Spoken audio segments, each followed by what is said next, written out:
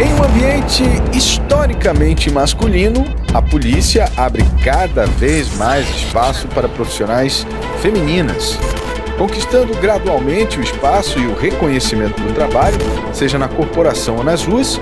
As mulheres conduzem operações e investigações, ajudando na segurança da população. Essa é a vida de Emília Ferraz, primeira mulher a comandar a Polícia Civil do Amazonas. Formada em Direito pela Universidade Federal do Piauí, possui especialização em Segurança Pública e mestrado na área pela Universidade do Estado do Amazonas. No Conversa Política de hoje, ela vai nos contar sobre o trabalho à frente da polícia no Amazonas, as dificuldades que ela encontra sendo mulher nesse ambiente ainda estritamente masculino e também vai falar sobre realizações na vida profissional.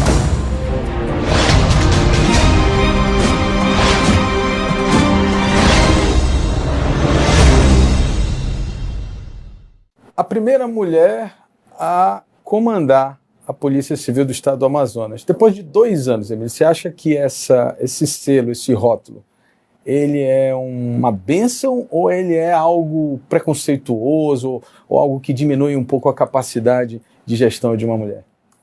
Bem, quando eu aceitei esse desafio, eu não sobrepesei o fato de ser ou não mulher, mesmo porque o meu histórico de trabalho fala por mim. Mas, obviamente, que as causas da mulher me são afetas. Eu sou uma pessoa que me preocupo realmente com a causa da mulher. Porque nós, de modo geral, na sociedade, somos vítimas ainda de machismo, somos vítimas ainda de tratamento desigual. Mas, no exercício do cargo, numa avaliação desses 2 anos, eu não senti o olhar machista. Eu sempre fui muito bem recebida. O nosso governador foi muito sensível à causa feminina, sempre. Tanto é que, recentemente, num congresso no Rio Grande do Sul, conversando com outros colegas que hoje comandam as polícias, eu descobri que apenas 4 no Brasil inteiro dirigem a Polícia Civil, né? Isso me causou uma espécie, né? Porque... Imagina, tantos estados da federação... Muitos anos, já é uma instituição de muitos anos também. Centenária. E, enfim.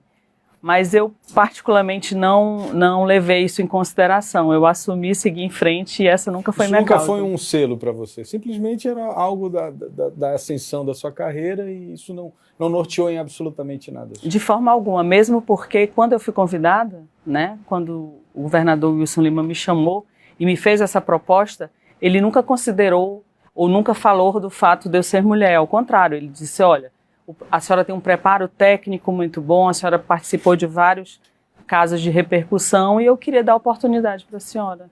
E eu agarrei essa oportunidade. É interessante, né, doutora Emília, porque a primeira impressão, que é, obviamente, resultado de um certo machismo estrutural, né, que as pessoas são educadas a pensar assim, de que a mulher talvez não tivesse tanta capacidade para ser policial, por ser uma atividade de certa brutalidade, trata com criminosos, tem a questão da violência, etc. e tal. E eu estava dando uma olhada aqui no seu currículo e as pessoas não sabem, né? Mas, por exemplo, algumas das grandes questões que a Polícia Civil teve que enfrentar nos últimos anos, você teve à frente, né? Eu cito aqui, por exemplo, o massacre do Compage, né? Eu acho que talvez ninguém saiba, mas você conduziu esse inquérito, né? Todinho, né? Teve que falar com todos os envolvidos, ouvir todos eles, provavelmente sofreu ameaças também, né? Com certeza, porque a gente está falando de crime organizado. Queria que você falasse um pouco sobre isso. Bem, essa foi uma experiência, eu costumo dizer, marcante na minha vida, porque eu acho que, se duvidar, foi um dos maiores inquéritos do Brasil e, com certeza, foi o maior inquérito do estado do Amazonas. Só o relatório final foram 236 laudas. É praticamente um livro de médio a grande. Esse foi o relatório final do nosso inquérito. Foi criada uma força-tarefa que eu coordenava à época, porque à época eu era corregedora. Então, assim, eu fui designada para essa função e não só abarquei, como gerou muita espécie, porque em 6 meses a gente concluiu esse inquérito. Mas agora, eu queria que você detalhasse, na verdade, como é que conduzir né, algo dessa natureza. Primeiro que as imagens, eu acho que todo mundo ainda tem isso vivo na mente, eram imagens da mais pura barbárie, né? E assim, por ser uma imagem muito forte, você, no mínimo, supõe que as pessoas envolvidas naquilo são pessoas muito perigosas, são pessoas muito violentas, que não têm sequer o mínimo de amor à vida, né? Como é que é conduzir isso? Como é que foi o dia a dia desse inquérito? Só para a gente entender. Eu acho que todo policial vocacionado, ele não considera isso. Na verdade, existe a mente da gente divide. Divide o pessoal, divide o ser estrutural com a profissão, né? Então, assim, quando eu estou lá, eu estou agindo como delegado. Quando eu ouvi mais de 300 presos, porque, na verdade, o massacre não foi só em uma penitenciária, nós fizemos os inquéritos de todos. Ah, de todos, porque realmente estiveram em várias, foi né? da 7, de lá. Então, assim, a gente ouviu mais de 300 pessoas. E lá, quem está fazendo é a delegada. Não tem um olhar romantizado sobre isso, nem um olhar de medo, não. É um olhar neutro de uma pessoa técnica que está fazendo uma avaliação técnica. Então, quando você dissocia dentro de você o técnico do ser humano, você consegue realizar a sua atividade sem ter, nem sem se brutalizar, porque você faz essa separação, mas consegue observar com o olhar necessário para que aquela apuração seja feita. Então, assim, eu acho que o segredo é esse, é você não misturar o profissional, o técnico, com o pessoal, com o humano.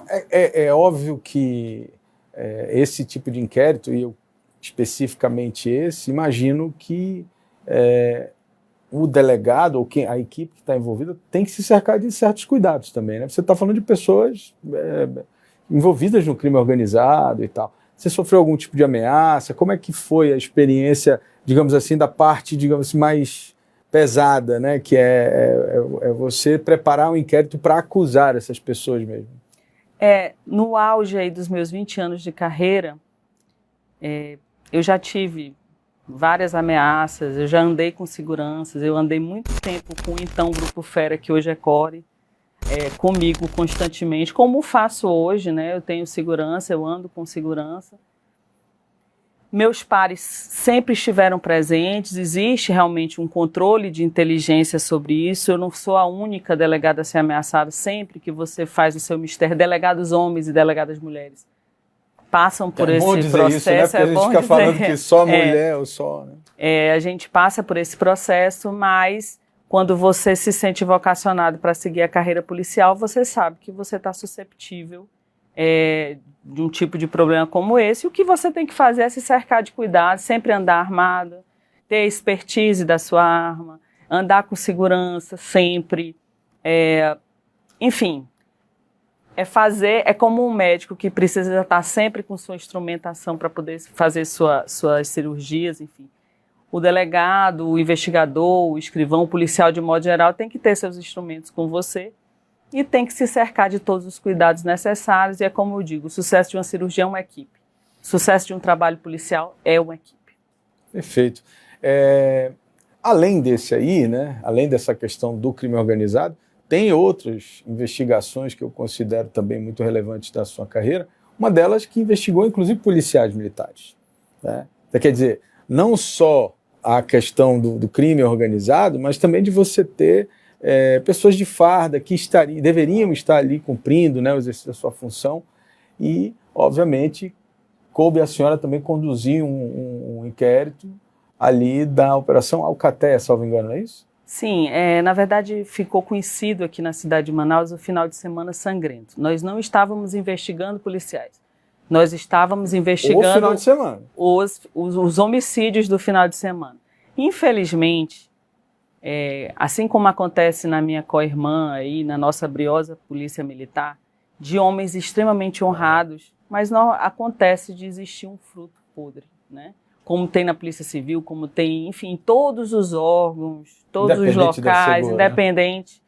E realmente existiam essas pessoas que recebiam dinheiro e executavam algumas outras pessoas. Foi um inquérito enorme também, com uma grande repercussão. Nesse eu trabalhei como presidente do inquérito, mas quem coordenou é hoje superintendente da Polícia Federal, que é o doutor Leandro Almada. Então nós fizemos um trabalho muito bonito, a ponto dele levar esse inquérito como exemplo para o restante do Brasil. E aí eu quero até salientar que o do Compage também serviu de leituras em órgãos como o Supremo Tribunal Federal, eles acompanharam esse inquérito todo. Então, assim, é um trabalho que o Amazonas faz nos bastidores, é feito pela polícia, que talvez a população em geral não saiba, mas que eleva o nome do nosso estado, eleva a qualidade dos nossos profissionais, né, que são muito respeitados, não só aqui como fora do nosso estado. Agora, o que é interessante quando a gente ouve a senhora falando é que fica muito claro, né, que não há nenhuma diferença, né, ou diminuição da qualidade do trabalho por ser mulher ou por ser homem, né? E eu acho que é isso que tem que ficar muito claro, né? Na verdade, é até meio absurdo a gente ter que ficar discutindo isso, né? Mas infelizmente as pessoas ainda tendem a querer dizer que a mulher só está talhada a fazer atividades burocráticas, menos complexas, né? Que não exijam, por exemplo, um certo risco, né? E aqui o seu exemplo é exatamente isso que a gente quer mostrar aqui, que não é nada disso. Álvaro, eu fiz o concurso ainda bem jovem, mas eu me senti vocacionada. Então, eu segui o que eu achava certo na carreira, não só na parte doutrinária, assim, na parte de me preparar intelectualmente para exercer, como também na minha parte operacional. Então, assim, eu sou uma delegada que é especialista em segurança pública, mestre em segurança pública, ambas por faculdades aqui do estado do Amazonas, né? Inclusive, o meu mestrado foi feito à época com seleção, era uma prova seletiva, em que eu fui aprovada e concluí com louvor. O nosso trabalho, inclusive, recentemente, um colega delegado me telefonou, que ele estava numa reunião em que membros da ONU estavam tecendo comentários sobre os homicídios em Manaus e citaram a minha tese do mestrado como base do estudo deles. Qual foi a sua tese? É a influência do narcotráfico nos homicídios em Manaus. Isso é muito legal, porque assim, essa é uma realidade da nossa cidade, né? A gente vive, agora essa semana, nós vivemos semana passada, e todas as semanas a gente vê a influência do narcotráfico nos homicídios, né? E a gente percebe claramente que muito dos homicídios na cidade, eles têm uma relação estreita, né, com essa... Todo mundo sabia, mas ninguém provava, a minha tese veio para provar. Então, assim, foi num estudo de caso, nós levantamos, à época, os inquéritos de homicídio de 1 ano, e aí, no caso, eu fiz um estudo caso a caso para ver a real influência, como é que foi feito esse processo. Nós separamos os inquéritos que tinham autoria identificada e materialidade, e dessa autoria e materialidade nós pudemos averiguar quais tinham ou não relação com o narcotráfico. Pasme, quase 90% dos homicídios cuja autoria é identificada à época, né? Porque tem um prazo, um lapso temporal, né? Claro. Nos anos, aquele recorte de ano. O recorte que você fez ali para ele. Exatamente. Então, por isso que chamou a atenção do trabalho, inclusive um promotor aqui da região norte, depois me procurou para isso, e depois também vários colegas entraram em contato comigo, porque é um estudo interessante, porque quem estava, como eu, na atividade fim, tinha essa impressão, mas eu não tinha essa certeza. Não tinha certeza. Para isso serve o estudo acadêmico, né? Para o técnico científico, para você avaliar e realmente poder provar. Pois é, agora, diante desse cenário, né, e aí a gente tenta ampliar um pouco mais esse debate aqui, essa conversa sobre as questões relacionadas à segurança pública, um dos índices, dos números que mais se tem olhar sobre a taxa de homicídios, né? Eu acho que toda a polícia fica de olho nisso, né? Aumentou, diminuiu e tal, aquela coisa. Porque assim, o critério universalmente usado para mensurar a violência das cidades é a taxa de homicídio. É a taxa de homicídio. Por que a taxa de homicídio? Porque os outros crimes, eles podem ter outras naturezas, mas nada é mais relevante que a vida, né? A vida é, sem sombra de dúvida, o bem mais relevante que o indivíduo pode ter. Então, você usurpar, tirar a vida de alguém, né? Fazer com que esse direito primordial, que é o direito à vida, seja rompido, ele gera realmente um clamor social, gera tudo. Então, essa taxa serve para tudo. E essa influência dessa taxa, ela influencia o turismo, ela influencia a economia, ela influencia tudo. Então, assim, realmente a atividade policial é muito voltada para isso, né? Então, assim, a gente tem um olhar diferenciado para isso. Sempre, o nosso trabalho agora que nós temos realizado conjuntamente com a Secretaria de Segurança Pública, com a Polícia Militar, é essa tentativa de diminuir constantemente os índices de homicídio. Pois é, aí vem a minha pergunta. Se nós temos essa informação de que 90% ou boa parte dos homicídios, ou a maioria deles, está ligada ao narcotráfico, as estratégias, elas não teriam que ser alinhadas a isso, ao combate a esse narcotráfico? Mas são. São? O problema do estado do Amazonas, Álvaro, é a nossa questão geográfica. E eu também, no meu estudo, tinha um capítulo sobre isso, né? Nós fazemos tríplice fronteira com os maiores produtores mundiais de droga. Então, assim, é impossível você mensurar junto com você fazer um comparativo de uma cidade que não tem acesso, não é rota, não é meio de passagem dessa, não é rota de escoar essa droga, com cidades que geograficamente estão nesse problema. Então, o problema do Amazonas é geográfico. Nós somos rota. Nós somos uma rota, porque só vai entrar para o Brasil por aqui.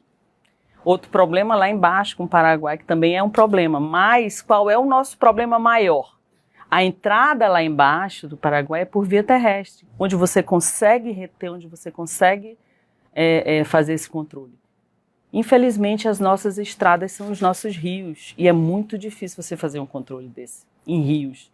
Então, assim, é incessante a nossa política de fronteira, apesar da questão da fronteira ela ser uma questão federal, de competência federal, sim, como a influência é tão grande de ser, digamos assim, os nossos crimes estão tão ligados a isso, né? A isso, que o Estado tem uma preocupação, tem que fazer uma coisa. Então, assim, são muitos programas de fronteira. Recentemente, agora em Brasília, a gente discutiu sobre isso. Mas existem programas como o Vigia, que incentiva a participação aí dos policiais nas fronteiras. Mas a gente trabalha diuturnamente com esse mal. Então, assim, eu sei que você nos acompanha, você sabe as apreensões recordes que a gente tem feito. Foi a primeira vez na história do Amazonas que foi desarticulada uma quadrilha inteira, né, uma organização criminosa inteira, foi desarticulada na Mamon.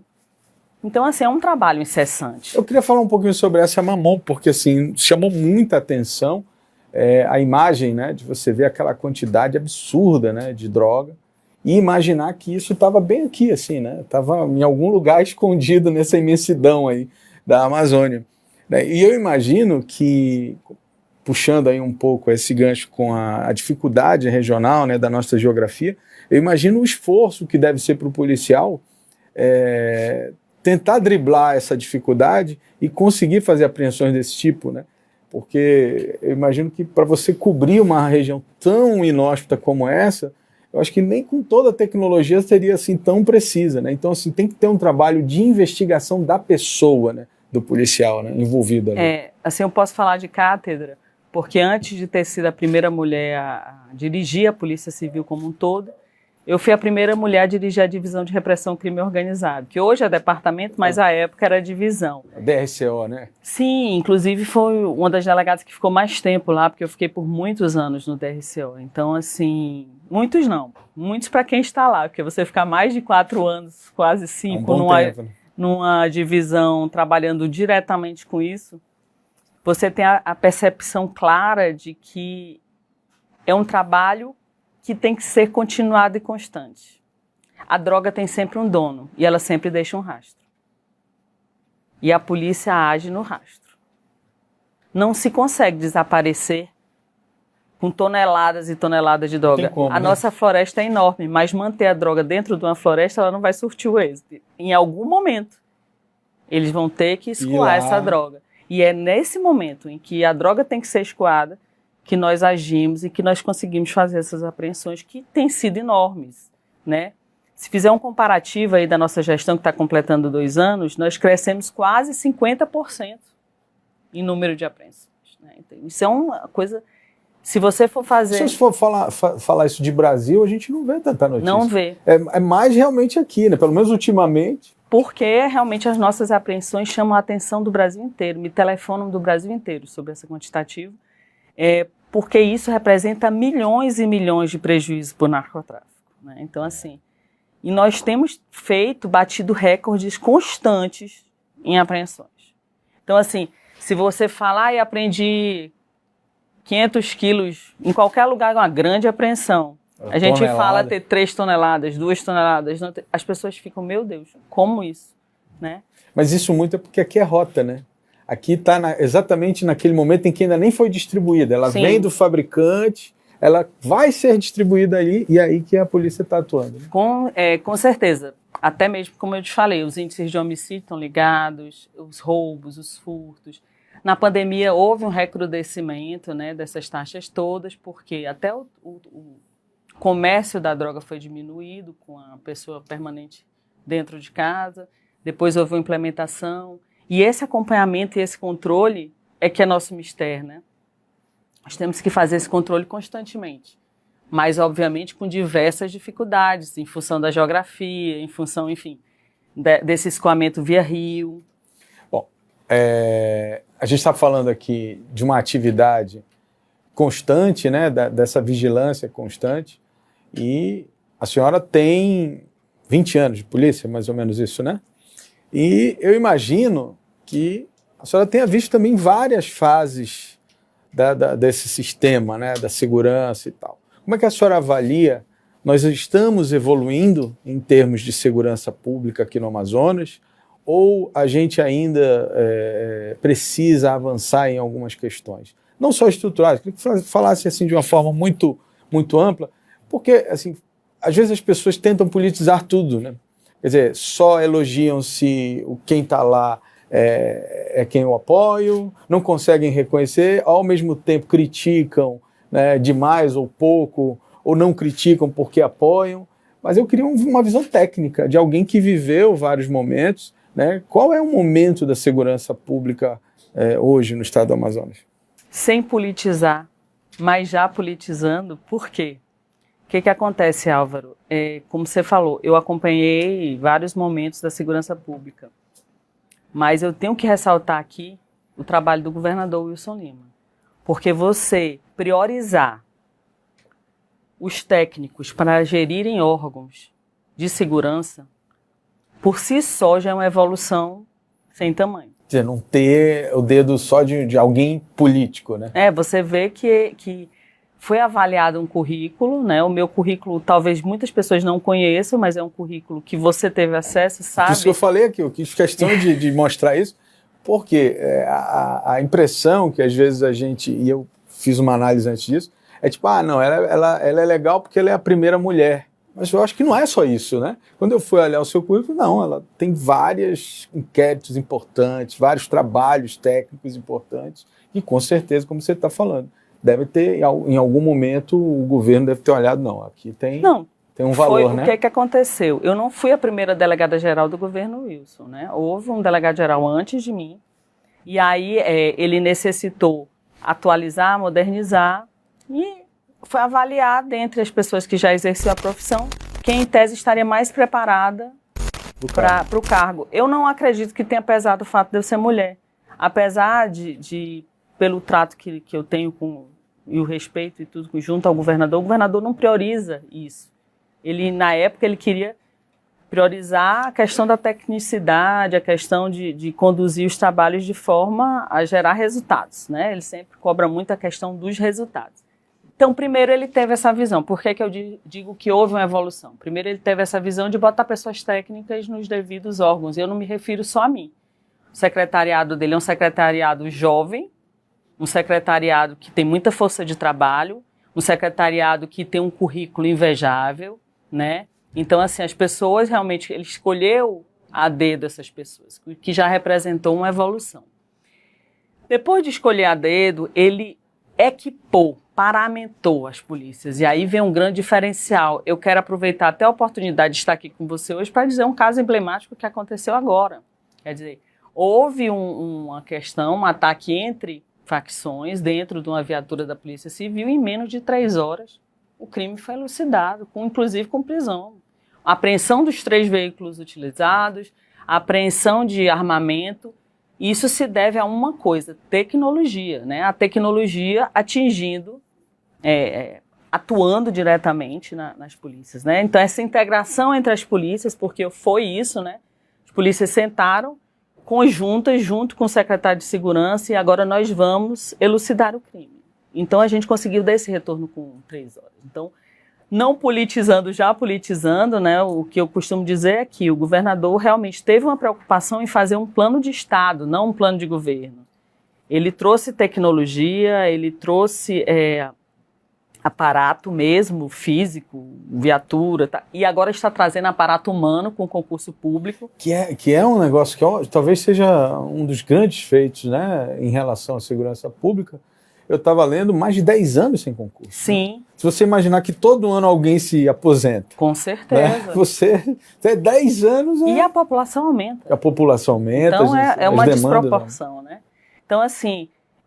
foi exato, é por isso que eu, na verdade, não politizei politizando, que eu tenho que fazer menção a isso. Eu acho que houve realmente um avanço imenso. O governador foi um visionário, né? E fora, além de visionário, um humanista, uma pessoa que realmente quis dar um resultado. E aí ele contou com o nosso trabalho, tanto é que imediatamente, por que eu falo isso? Nesse caso que eu falei para vocês, que para mim foi emblemático pela velocidade em que foi elucidado, né? Ele ligou pessoalmente para as 3 forças policiais. Ele ligou para mim, ligou para o coronel Vinícius, que é o comandante da PM, ligou para o secretário de Segurança, o general Mansur, e determinou: vamos dar uma resposta à altura. Eu dou instrumento para vocês, eu acredito na capacidade técnica de vocês, então dê um resultado. E aconteceu, né? Então, assim, eu digo que houve uma evolução, no meu ponto de vista, enorme nos últimos tempos, e não digo isso porque sou delegada geral, não, porque se não fosse com a observação que gosto de ter, de estudo de caso mesmo, de pessoa que é interessada em estudar a segurança, eu falaria isso, independente de estar ou não no cargo. Se acontecesse uma situação como essa, eu iria dizer: o uso da tecnologia aplicada à tecnicidade ocasiona esse tipo de coisa que se torna emblemático. Bom, doutora, a gente vê claramente, né, a sua capacidade técnica de conduzir inquéritos, de ser realmente uma delegada de polícia. Mas, em algum momento, a senhora recebeu esse convite e assumiu o cargo administrativo, né, que é ser realmente a gestora do sistema da Polícia Civil, né? Então, eu falo sistema porque é tudo sistematizado. Então, são departamentos, são delegacias, são pessoas, são recursos humanos, financeiros, enfim. É uma série de demandas que também exigem uma expertise para que a pessoa possa conduzir. Muitas das vezes a pessoa é muito boa tecnicamente, mas quando vai para a gestão não consegue evoluir no processo. E aí eu queria que a senhora comentasse como é que foi essa mudança na sua carreira, né? Esse momento de deixar, digamos assim, a delegacia, a investigação e tal, e partir realmente para pensar a instituição enquanto instituição. Bem, eu não me recordo onde eu ouvi isso, mas não sei se foi em alguma rede social, alguma coisa que dizia assim: nada sem dor surte o efeito é bom, né? Até o parto é com dor, para a mãe e para a criança. Então, quando eu assumi, eu senti aquela dor. Porque a ponta, ela te dá aquela satisfação momentânea, né? A adrenalina. Aquela adrenalina é aquilo que você é vocacionado, né? De fato. A administração é uma outra esfera. Eu considero hoje, quando a gente faz uma reflexão sobre os números, sobre a economia que foi feita, sobre a informatização de todo o sistema, sobre a integração dentro dos órgãos administrativos, que a gestão funcionou. Mas o que foi seguido não foi a Emília, foi a equipe, né? Então, assim, faz parte da seleção. O segredo, né? O segredo, como eu falei para você, né, anteriormente, é a questão da relação de você conseguir pôr técnicos nos lugares certos, né? Então, assim, eu atribuo essa engrenagem tá andando, e aí os dados mostram isso. Inclusive, eu recebi uma menção de elogio agora da Controladoria por ter instituir coisas que nunca foram pensadas, né? Foram pensadas, mas talvez não tenham sido implementadas. Por exemplo, a Controladoria Interna. Então, a Polícia Civil não tinha Controladoria Interna. Fiz questão de criar a Controladoria Interna. Criamos agora, recentemente, a Diretoria de Inteligência, que é um marco nunca... era uma das únicas polícias civis do Brasil que não tinha diretoria de inteligência dentro da estrutura da Polícia Civil. Enfim, são várias outras coisas. Administrativamente, nós otimizamos setores, a economia de combustível foi imensa, sem prejudicar o trabalho, é uma economia sem prejuízo. Todo o sistema hoje, aquele monte de papel que circulava, todo o sistema hoje é informatizado. Acabou o papel. Acabou o papel. Do seu celular, você acompanha os seus processos. Você vê se está atrasado, se não está. Acabou o negócio de sumiu com o protocolo X. Alguém pegou o protocolo. Inclusive, o sistema tem uma questão de segurança que você não pode apagar aquele documento. Ele vai constar lá. Vai ficar lá, errado, certo, ele vai estar lá. Então, assim, essa informatização, trazer para os interiores a internet satelital, nós estamos acabando de implementar isso, né? Isso é um avanço. Né? E aí a gente conseguir levar para as delegacias do interior programas como nós temos hoje nas delegacias daqui, que é o PPE, que a gente consegue em todo o Brasil fazer um acompanhamento criminal, que é muito importante, porque ele está integrado com o resto do Brasil. Legal.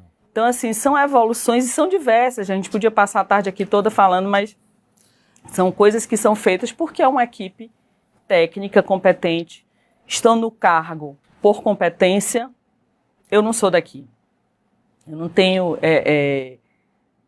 grupos grandes de parentes, famílias e nada. Então, assim, o que acontece? Eu sou daqui por lei, né? Porque eu sou cidadã amazonense. Mas as minhas origens, os meus parentescos, todos estão fora. Você quer dizer que a sua gestão não ficou privilegiando parentesco, ninguém chamando gente para assumir cargo? Não. Ela foi uma gestão técnica. Uma gestão baseada na capacidade técnica de cada um. Bom, doutora, e aí a senhora falou de criações, né, e tal, e eu queria falar um pouco sobre duas criações. A primeira é a Delegacia de Combate à Corrupção. Isso foi uma avalanche no Brasil, né, que a corrupção virou tema, principalmente com a Lava Jato, etc. E agora Manaus conta com uma delegacia para investigar crimes de corrupção, não é isso? Exatamente, e já deu resultado, já fizemos várias operações, né, e já desarticulamos quadrilhas que agiam dessa forma, né, agiam com corrupção. Então, assim, o delegado de lá é extremamente competente e era também um anseio nacional. Exatamente. Vários estados já estavam implementando e nós não. Então, essa implementação também foi uma evolução, porque nós pudemos trazer, enfim, conseguimos criar e fazer produzir. Eu acho que a investigação da corrupção, outro dia eu estava lendo sobre isso, conversando com uma promotora, e ela está dizendo, olha, você constituir prova de uma corrupção é extremamente complexo, porque é documental, você tem... Então, assim, talvez seja uma das investigações mais difíceis. E mais demoradas, porque você precisa, né, de muito lapso temporal para pedir informações de bancos. Tudo tem que ter autorização, né, para quebrar sigilo. Né? E é mais difícil porque você necessita da quebra, não tem outro meio de prova. Perfeito. Então, assim... Bom, e aí eu queria falar também sobre a criação da Delegacia de Combate a Crimes Cibernéticos. Nós somos aqui da internet, né? E a gente observa, obviamente, muito de perto a evolução da questão do meio digital, né? E a gente vê a Delegacia de Crime Cibernético talvez ganhando um protagonismo nos próximos anos, né? Principalmente pelo avanço, né? Na verdade, ela ganhou um protagonismo enorme na pandemia. Você imagina a comodidade das pessoas dentro da sua casa fazerem os seus boletins de ocorrência, fazerem apurações. Então, assim, a cibernética controlava tudo isso, né? E quando a gente botou dos crimes cibernéticos, crimes como fake news, ataques usando fakes, invasões, né? Quantos e quantos casos aconteciam, não tinham nenhuma punição, não era denunciado, se perdia no tempo. Então, hoje é elencado várias pessoas que publicam de forma irresponsável, sem apuração na internet, pessoas que se utilizam de notícias falsas. Então, essas pessoas que nunca respondiam a nada estão respondendo aí a vários processos na justiça, enfim. Isso é o que eu queria que a senhora falasse um pouco, né? Aquele sentimento de impunidade do crime cibernético, ele está ficando para trás, né?